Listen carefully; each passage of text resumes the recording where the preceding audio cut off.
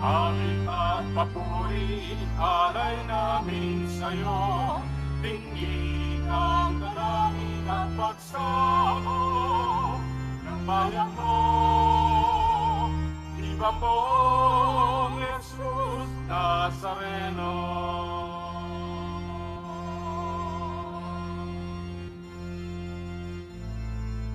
Tayo ngayon ay magtipon at sambahin ang Poon.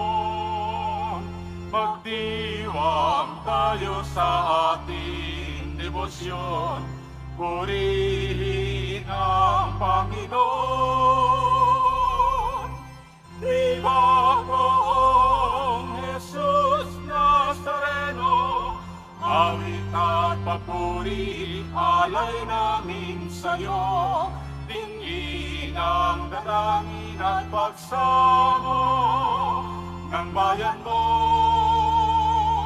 Viva Poong Jesus Nazareno.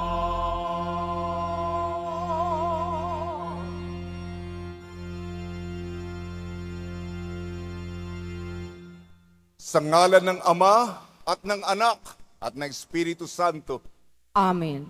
ang pagpapala ng ating Panginoon Kristo, ang pag-ibig ng Diyos Ama, at ang pakikipagkaisa ng Espiritu Santo naway suma inyong lahat. At sumaiyon. Araw po ng Biyernes, naririto po tayo sa Basilica Minor, Pambansang Dambana ng Poong Jesus Nazareno upang ipahayag ang ating paglilingkod, pagmamahal, katapatan sa Kanya, sapagkat napakabait ang kagandahang loob ng Poong Senyor sa atin ay lubos-lubusan. Biyernes ay araw ng pasasalamat sa Kanya. Tuloy ang ating dalaw Nazareno at ang ating debosyon, pamimintuho, pagmamahal ay isisiniwalat natin sa iba't ibang mga lugar sa bansa.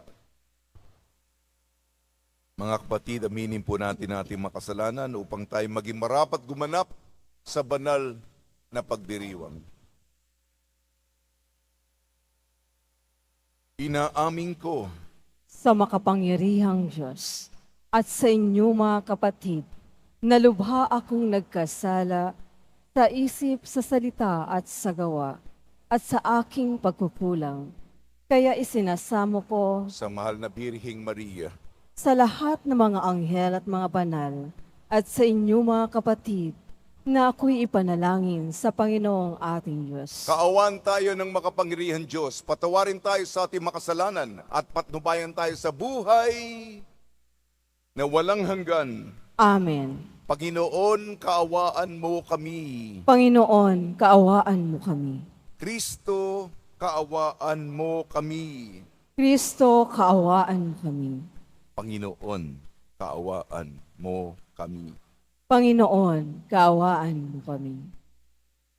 Manalangin tayo. Ama naming makapangyarihan, niloob mong akuin ng iyong anak ang krus at kamatayan upang ang sangkatauhay matubos at mabuhay. Ang pag-ako namin sa krus at kamatayan dito sa lupa ayon sa diwa ng pagsunod sa iyong loob na ginanap ng iyong anak ay magpagindapat nawang aming kamtin ang lubos na katubusan at pagkabuhay sa iyong piling sa pamamagitan sa Kristo kasama ng Espiritu Santo magpa sa walang hanggan. Amen. Magsiupo po ang lahat.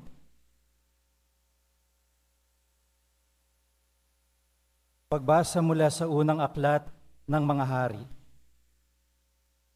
Nung mga araw na iyon, si Elias ay sumapit sa Horeb na bundok ng Diyos.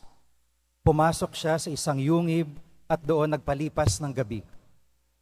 Walang ano-ano'y nagsalita sa kanya ang Panginoon. Lumabas ka at tumayo sa ibabaw ng bundok sa harapan ko.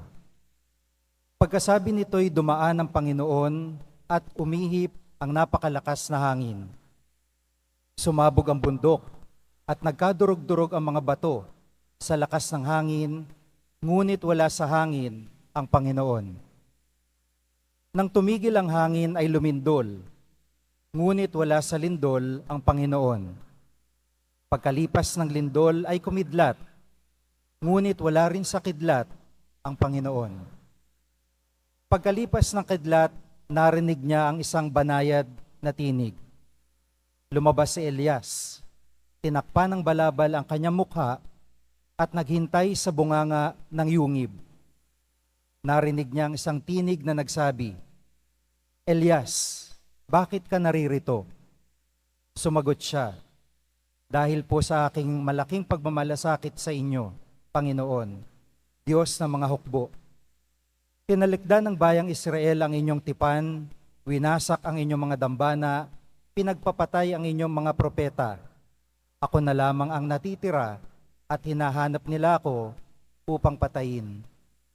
Sinabi sa kanya ng Panginoon, "Bumalik ka sa iyong dinaanan, sa ilang na patungong Damasco. Pagdating mo ng lungsod, pahiran mo ng langis si Hazael bilang hari ng Syria at si Jehu na anak ni Nimsi bilang hari ng Israel. Pahiran mo rin ng langis si Eliseo na anak ni Safat na taga Abel Mehola bilang propetang hahalili sa iyo."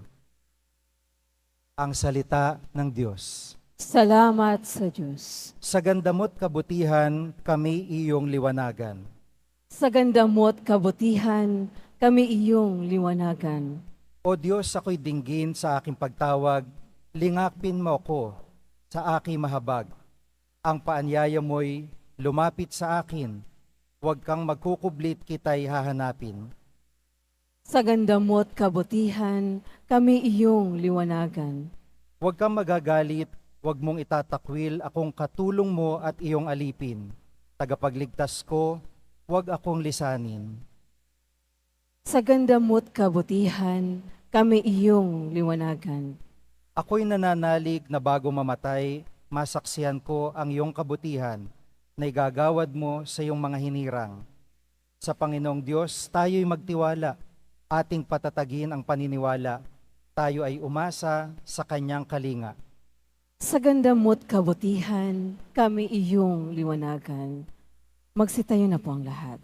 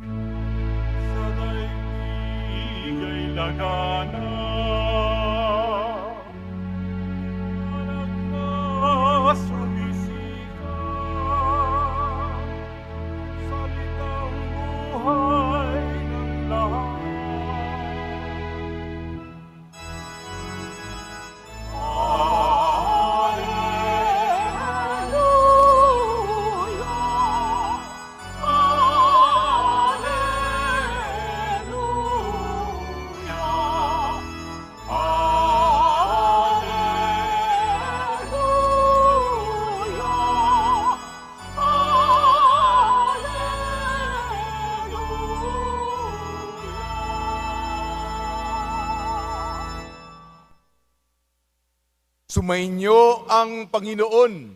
At sumairi. Ang mabuting balita ng Panginoon ayon kay San Mateo. Papuri sa iyo, Panginoon. Noong panong yun, sinabi ni Jesus sa kanyang mga alagad, "Narinig ninyo na nung unay iniutos sa mga tao, huwag kang makikiapid. Ngunit ngayon sinasabi ko sa inyo, ang sino mang tumingin na may mahalay na pagnanasa sa isang babae, sa isip niya'y nakikiapid na siya sa babaeng iyon.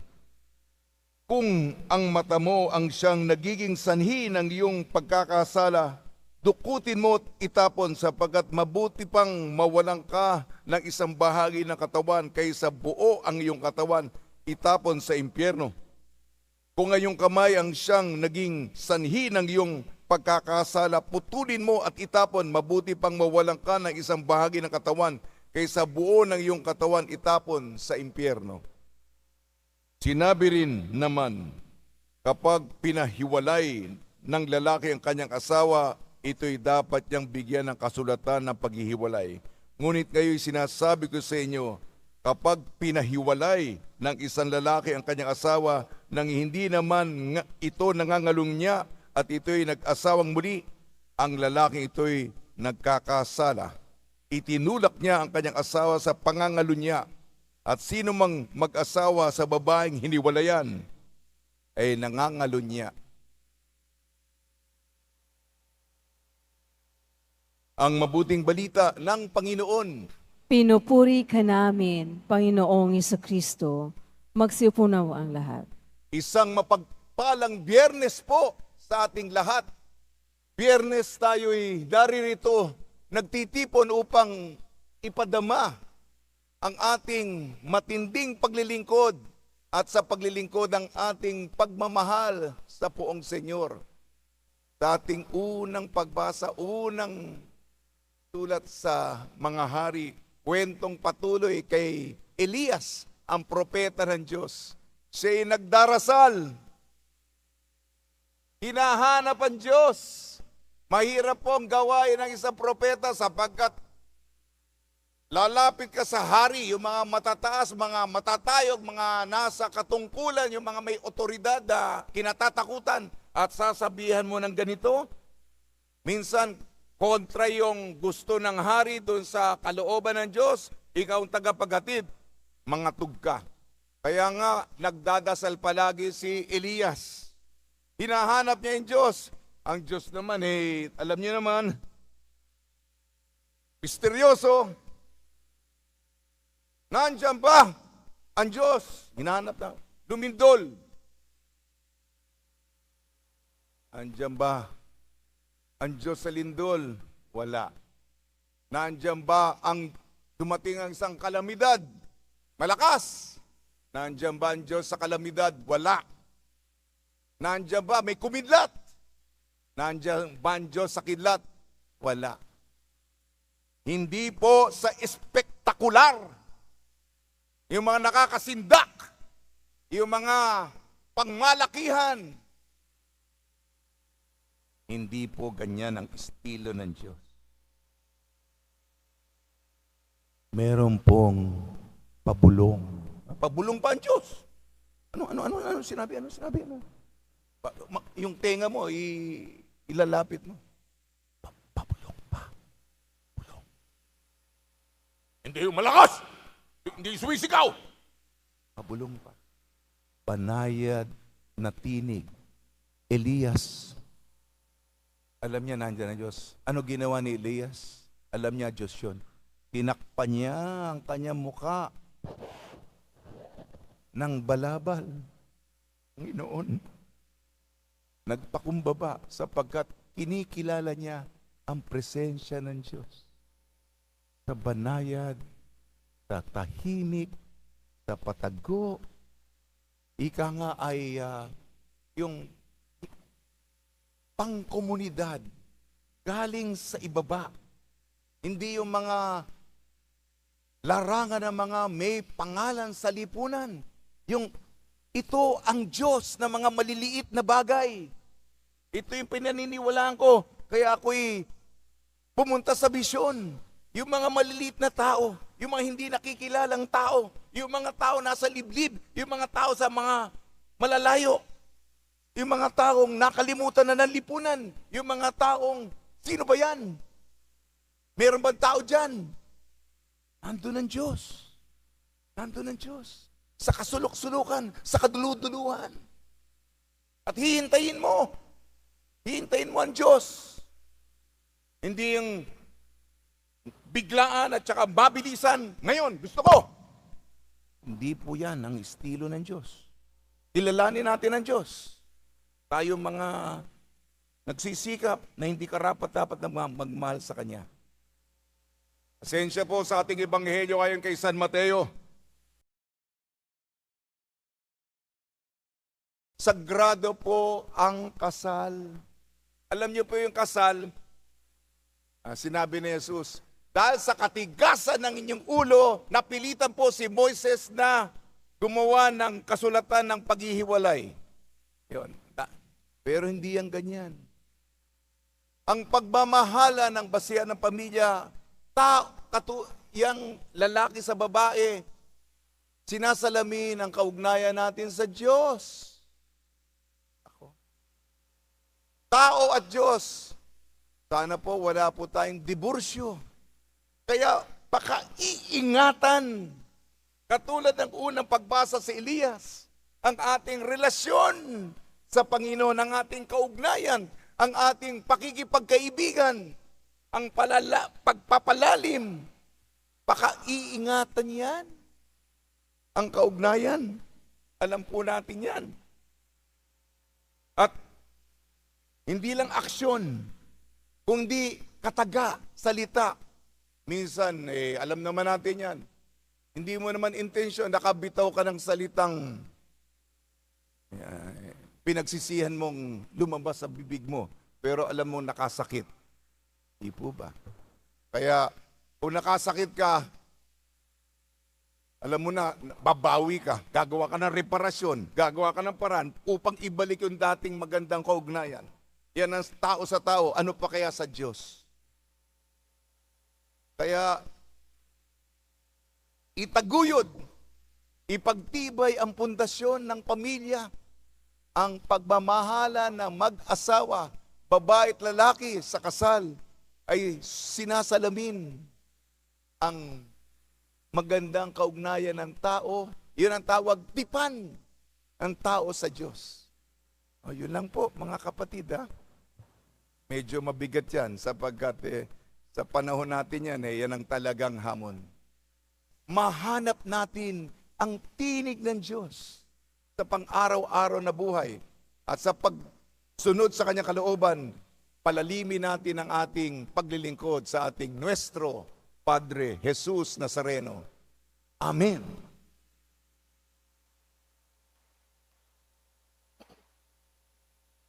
Magsitayo na po ang lahat.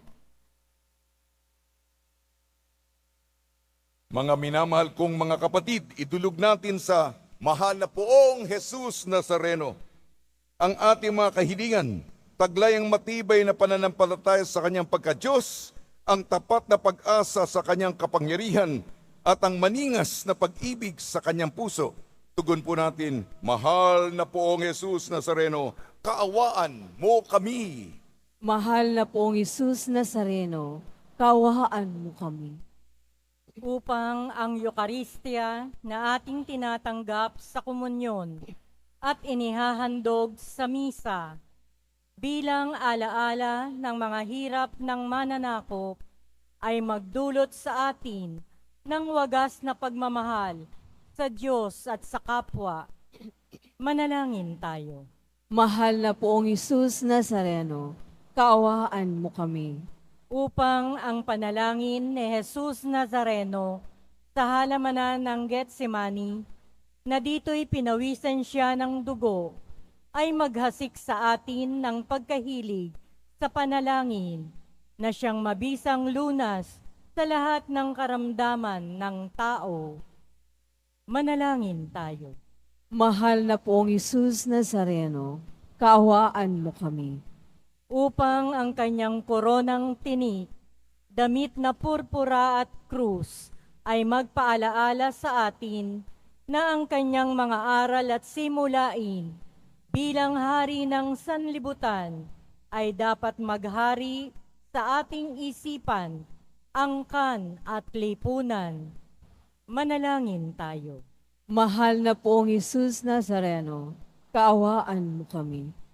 Upang sa bisa ng kanyang pagpapasanang krus sa mga lansangan sa Jerusalem, ay matuto tayong makiramay at makihati sa mga kahirapan at tiisin ng kapwa.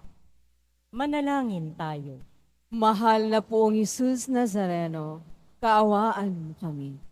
Upang tulungan tayo ng mahal na Birhen, ina ng hapis, na maging tunay na larawan ng kanyang anak sa isip, wika at gawa, nang sa gayon ay makamit ang ating kahilingan sa Poong Jesus Nazareno. Manalangin tayo. Mahal na pong Jesus Nazareno, kaawaan mo kami. Ama namin mapagmahal, na hayag sa salita, gawa, buhay at kamatayan ng iyong anak na ang Diyos ay pag-ibig. Maipahayag dinawa namin ang katotohanan nito sa pamamagitan ni Jesus Nazareno, Panginoon namin, magpa sa walang hanggan. Amen. Magsiupo po ang lahat.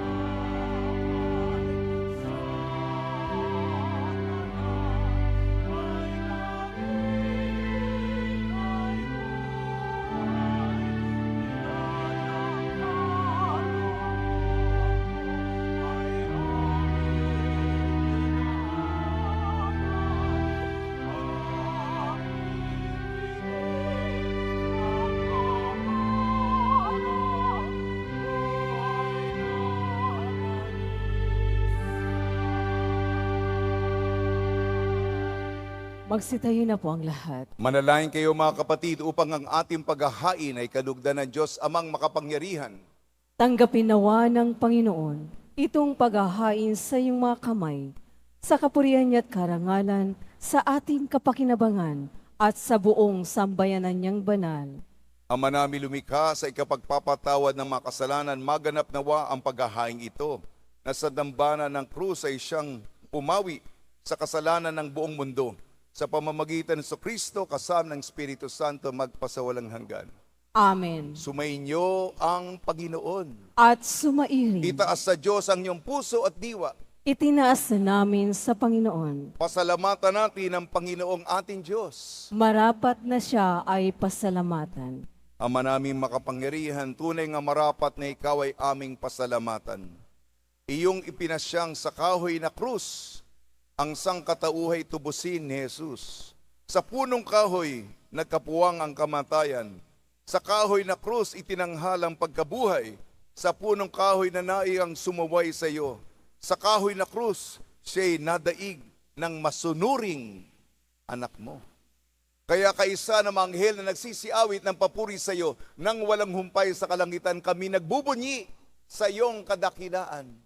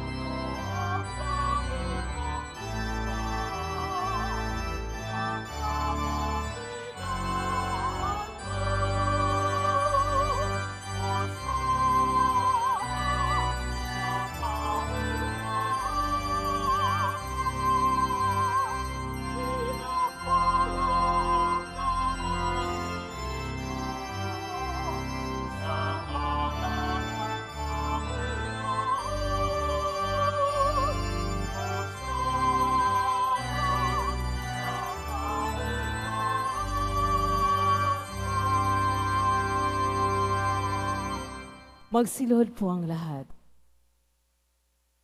Ama naming banal, ikaw ang bukal ng tanang kabanalan, kaya sa pamamagitan ng Espiritu, Gawin mong banal ang mga kaloob na ito upang para sa amin maging katawan at dugo ng aming Panginoong Kristo. Bago niya pinagtiis ang kusang loob na maging handog, hinawakan niya ang tinapay, pinasalamatan kanya. Pinaghati-hati niya yun. Iniabot sa kanyang malagad at sinabi, tanggapin ninyong lahat ito at kanin itong aking katawan na ihahandog para sa inyo.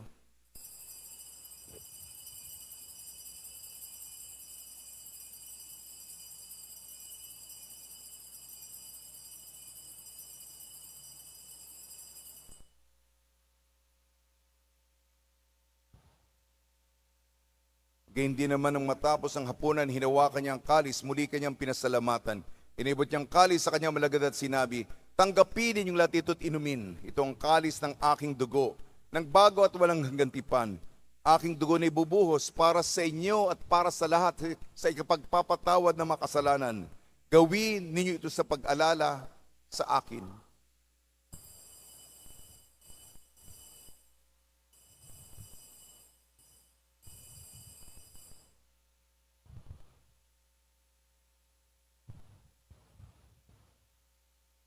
Magsitayo na po. Ipagbunyi natin ang misteryo ng pananampalataya. Si Kristo'y namatay, si Kristo'y nabuhay, si Kristo'y babalik sa wakas ng panahon. Ang mga ginagawa namin ngayon ng pag-alala sa pagkamatay at muling pagkabuhay ng iyong anak. Kaya tiniali namin sa tinapay na nagbibigay buhay at ang kalis na nagkakaloob ng kaligtasan. Kami nagpapasalamat dahil kami minarapat na tumayo sa harap mo para maglingkod sa iyo. Isinasamo namin kami magsasalo-salo sa katawan at dugo ni Kristo ay mabuklod sa pagkakaisa sa pamamagitan ng Espiritu Santo. Ama, ringapin mo yung simbahang laganap sa buong daigdig, puspusin mo kami sa pag-ibig. Kay San Francisco na aming Santo Papa Jose ng aming Bispo at Tanang Kaparian. Alanganin mo rin, Panginoon, mga kapatid po naming nahimlay, ay pag-asang sila'y muling mabubuhay. Kayo din po lahat na mapumanaw. Kaawaan mo sila patuloyin sa iyong kaliwanagan. Kaawaan mo, Panginoon, mo lahat na makasala sa iyong buhay na walang wakas. Kay Sana Maria na ina ng Diyos, ang mahalabi Divina Pastor, ang ina ng mabuting pastol. Ang kabiyak na puso niyang San Jose, kay Isa ng mga apostol, San Juan Bautista, lahat ng mga banal, San Antonio Abad, San Roque, na namuhay dito sa daigdig ng kalugot-lugot sa iyo. Maipagdiwang nawa namin ang pagpupuri sa karanang almos sa Panginoon ng anak na aming Panginoong Heso Kristo.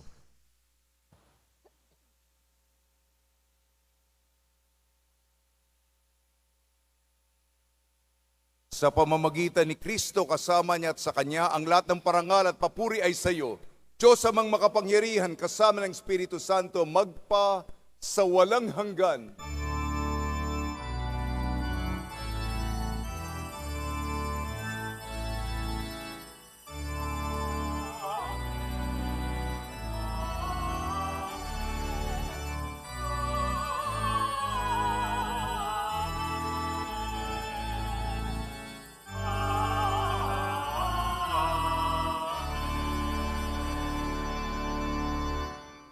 Sa tagubili naman nakakagaling na utos sa turo ni Kristo na Panginoon natin at Diyos, ipahig natin ng lakas loob.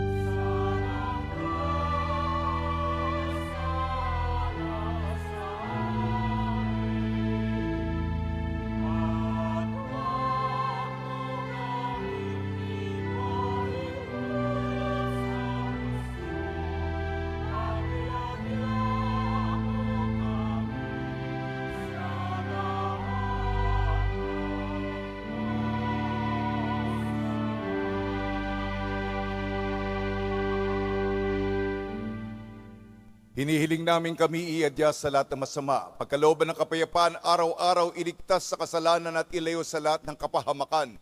Samantalang aming pinananabikan ang dakilang araw ng pagpapahayag ng tagapagligtas naming sa Jesucristo.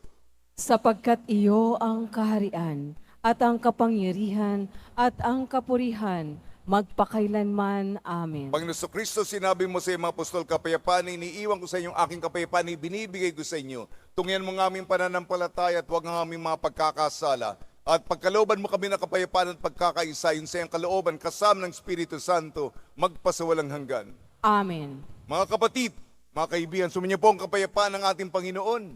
At sumairi. Magbigayan po tayo ng kapayapaan sa isa't isa. Kordero ng Diyos na nag-aalis ng mga kasalanan ng sanlibutan, maawa ka sa amin. Kordero ng Diyos na nag-aalis ng mga kasalanan ng sanlibutan, maawa ka sa amin. Kordero ng Diyos na nag-aalis ng mga kasalanan ng sanlibutan, ipagkaloob mo sa amin ang kapayapaan. Magsiluhod po ang lahat.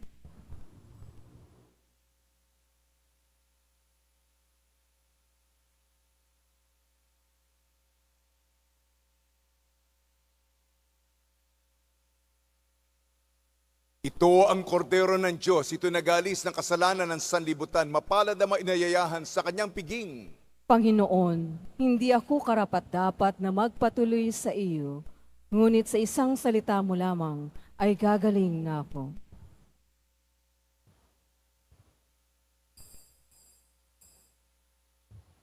Para sa lahat ng tatanggap ng banal na komunyon, sasagot po tayo ng amin pagkasabi ng pare ng Lee Minister ng katawan ni Kristo at isubo agad sa bibig bago umalis sa harapan ng pare ng Lee Minister. Sumunod po tayo.